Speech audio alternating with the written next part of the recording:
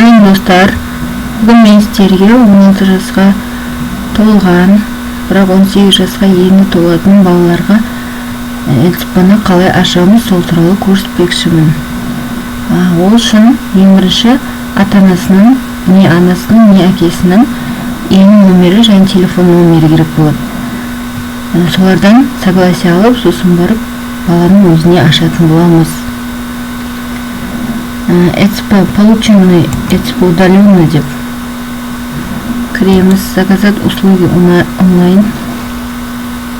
Физлицо. Иін таңдаймыз. Анасының иінін жазамыз.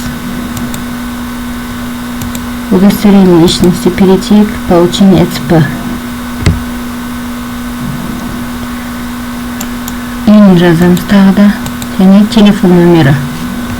Анасының телефон нөмірін жазамыз.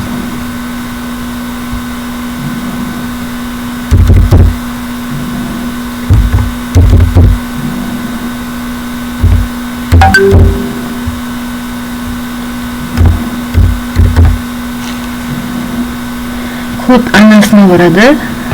Кодты жазамыз.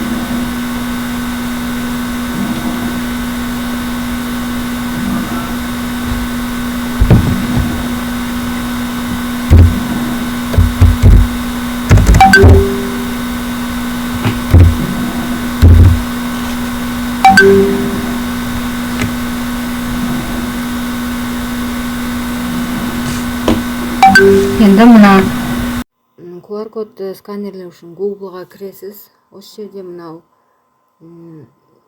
фотоның сурет тұрғанға басасыз. Включит камеру. Осылай алып, мынау шыққан ссылканы поделиться етіп, видеодан өтетін анасына жібересіз бірінші. Поделиться деп скопировать етіп аласыз, через WhatsApp анасына жібересіз. Ол кісі видеодан өту керек.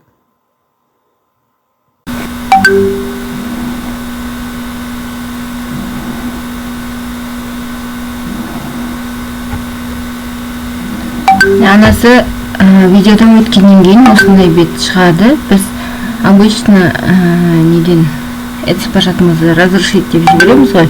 Енді бұл жерде разрешить демейміз. Міне жоғары жақта дигитал дегеннің қасында ID деген көк жазба тұр. Соның үстінен басамыз. Осы жерде добавить имя ребенка деген бар. Үстінен бассаңыз, имя ребенка бірінші, аты жөнін тура паспорттағыдай. Енді 16 жастағы бала паспорт алды ғой. Паспорттағыдай жазасыз. Удостоверение дегендей. Имя ребенка иін жазасыз. Тура дұрыс қылып, тоже паспорттан алып. И даю согласие деп жібересіз. И сохранить деген жерде жанады. Сіздерге мысал ретінде көрсетіп жатырмын. Сохранить деген жанады, сохранить дейсіз. И болды. Мына жерге баланың аты жөні иіні толығымен шығады. Енді толық шыққаннан кейін барып выйти деп барлығынан шығып кете бересіз. Мынадан да шығып кете бересіз. И қайтадан согласие алып болдыңыз ғой. Енді кәдімгі үлкен адамға ашқандай қылып жаңа 16 жасқа толған балаға аша бересіз. Физлицо деп иінін жазып, артында ары қарай қандай не сұрап тұр, соның барлығын таңдап, номерін жазып, кодын жазып, ссылкасын өткізіп, үлкен адамга еш кандай акча бересиз.